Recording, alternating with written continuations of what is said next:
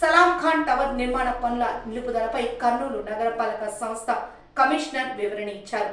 ఈ సందర్భంగా వారు మాట్లాడుతూ కీర్తిశేషులు సలాం ఖాన్ కర్నూలు మున్సిపల్ చైర్పర్సన్ గా ప్రజాసేవ చేశారని, వారి పేరుతో స్మారక గడియారపు స్థూపాన్ని కిడ్స్ వరల్డ్ ఎదురుగా ఉన్న సర్కిల్ నందు ప్రతిష్ఠించాలని 2010వ సంవత్సరంలో మాజీ మంత్రి టీజీ వెంకటేష్ కోరినందున కర్నూలు నగర పాలక సంస్థ కౌన్సిల్ వారి తీర్మానం చేసిన ప్రతిపాదనను ఆమోదించారని తెలిపారు. ఆ తీర్మానాన్ని వ్యతిరేకిస్తూ కర్నూలు బాపూజీ నగర్కు చెందిన B Buchibabu son of Penchalaiah Kurnool వారు 2014లో రాష్ట్ర ఉన్నత న్యాయస్థానం హైదరాబాద్లో కేసు దాఖలు చేశారని తెలిపారు.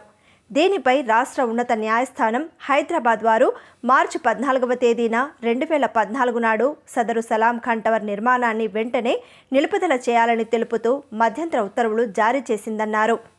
ఈ విషయం ఇలా ఉండగా 2024లో వచ్చిన అధికారులు మరియు యంత్రాంగం హైకోర్టు వారి మధ్యంతర ఉత్తర్వుల విషయం తెలియక సదరు కిడ్స్ వరల్డ్ సర్కిల్ నందు పిల్లర్ల నిర్మాణం కొంత ఎత్తు వరకు నిర్మాణం చేశారని తెలిపారు. అందుకుగాను రాష్ట్ర ఉన్నత న్యాయస్థానం ఆంధ్రప్రదేశ్ వారు వారి ఆదేశాలు ఉల్లంఘించారని ఫిర్యాదు చేస్తూ బి బుచ్చిబాబు కర్నూలు వారు కేసుని 2024 నందు కోర్టు ఉత్తర్వుల ఉల్లంఘన కేసు దాఖలు చేశారని తెలిపారు. కావున రాష్ట్ర ఉన్నత న్యాయస్థానం ఆదేశాల ప్రకారం సదరు పనిని నిలుపుదల చేయడమే కాక కొత్తగా నిర్మించిన పిల్లర్లను తొలగించడమైందన్నారు.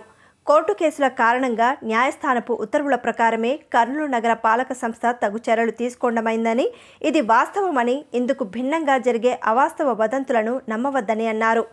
ఈ విషయం కీర్తిశేషులు సలాం ఖాన్ కుటుంబ వారసులకు కూడా తెలియజేయడమైందని, కర్నూలు నగర ప్రజలకు, మీడియా ప్రతినిధులకు మరియు సోషల్ మీడియా వారికి సవినయంగా తెలియజేస్తున్నామని కర్నూలు నగర పాలక సంస్థ కమిషనర్ తెలిపారు.